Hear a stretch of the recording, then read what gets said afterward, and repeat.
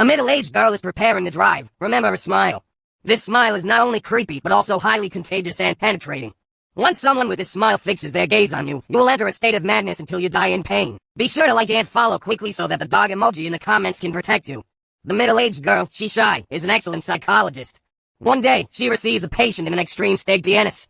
When Shishai questions her, the patient appears very nervous. The girl, Hayami, says she sees a strange smile all day long. She also insists that she will die today. Shishai tries her best to comfort her, believing that Hayami is simply experiencing hallucinations caused by mental problems. But Hayami is already on the verge of collapse. It seems as though Hayami sees something terrifying and begins to retreat continuously. However, Shishai looks repeatedly but cannot see anything.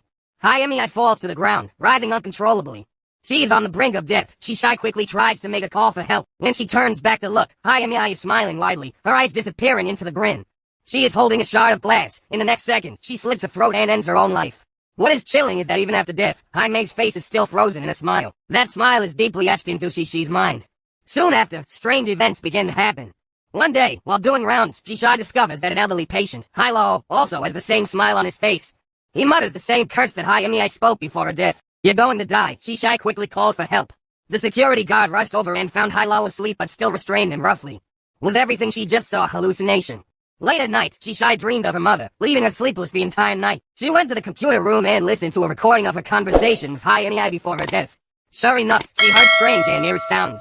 She quickly turned up the volume to the maximum and focused intently on listening. At that critical moment, Shishai was so frightened that she lost control, stumbling backward and screaming in terror. In her panic, she grabbed a watermelon knife. The commotion alerted her boyfriend, Daozi, who saw her acting delirious. He quickly spent a small fortune to hire a renowned psychologist, Kui Chue, to examine her. Kui Chue conducted a thorough 360-degree assessment of Shishai and concluded it was due to excessive work stress. This was similar to how Shishai had assessed Hayami, attributing her condition to life stress.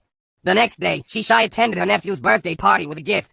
When the little boy opened the gift box, he found a long-dead Persian cat inside. Shishai was shocked and started crying because she had clearly placed a toy car in the box. No matter how much she explained, no one believed her. All the guests accused her of being cruel. Just as Shishai was overwhelmed with despair, she suddenly caught sight of the deceased Hayami. Hayami revealed her signature eerie smile, but no one else saw her presence. This is way too much to handle, Shishai thought. The next moment, Hayami suddenly appeared in front of her, scaring Shishai so much that she fell onto a glass table. Seeing the tomato juice flowing from her hands, she let out terrified cries. However, her classmates only saw her acting crazy on her own.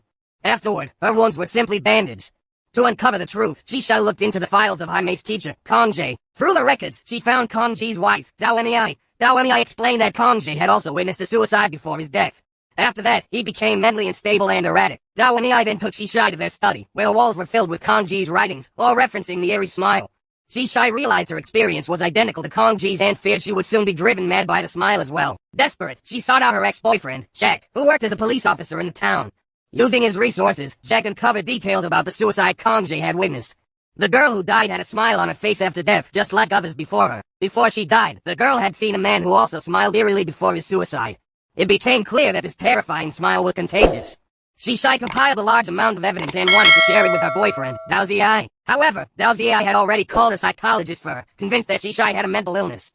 This left Shishai utterly disappointed. Meanwhile, Jack's investigation uncovered more startling information. This contagious smile phenomenon had already caused the deaths of 20 to 30 people. However, one person had survived. That survivor was currently in prison for committing murder. Shishai and Jack quit. At that moment, her psychologist contacted her. While they were deep in conversation, Shishai suddenly received a call. The caller claimed to be the real psychologist. This raised the chilling question, who was the person in front of her? The psychologist in front of her smiled eerily and slowly approached her. Terrified, Shishai backed away repeatedly. Coming back to her senses, Shishai decided to take drastic action. She took and hid it in her. She took a knife and hid it in her clothes, planning to find a dying patient in a hospital and kill them to break the curse. When she approached the patient with a beard, he was terrified and hid in a corner, begging her to spare his life. The commotion attracted the attention of the village doctor, who entered the room. Believing the conditions were perfect, Shishai drew her knife and stabbed the bearded man. However, his face showed no pain. Instead, he smiled a horrifying smile. When Shishai to village doctor his entire face, it turned out to be just a nightmare. Shishai could no longer distinguish between reality and dreams. Realizing she couldn't go on like this, she decided to escape. She arrived at a secluded villa in the wilderness, the place where she had grown up. Her plan was to stay there quietly and wait for death, not wanting to harm any more innocent lives. Before long, she heard the sound of someone crying. When she went to her mother's room, she saw her long-deceased mother. Without a word, she also broke into a smile. Shishai realized it was all an illusion and quickly shut the door. Fortunately, the monster didn't follow her right away. But suddenly, the monster struck her down and grabbed her by the neck. In the critical moment between life and death, she managed to grab an oil lamp and smashed it at the monster. She then scrambled to escape as quickly as possible. The fire engulfed the wild vegetation outside, leaving it in ashes. Thinking it was all finally over, Shy went to find Jack, hoping to reconcile with him. But in the next second, Jack's expression suddenly became strange.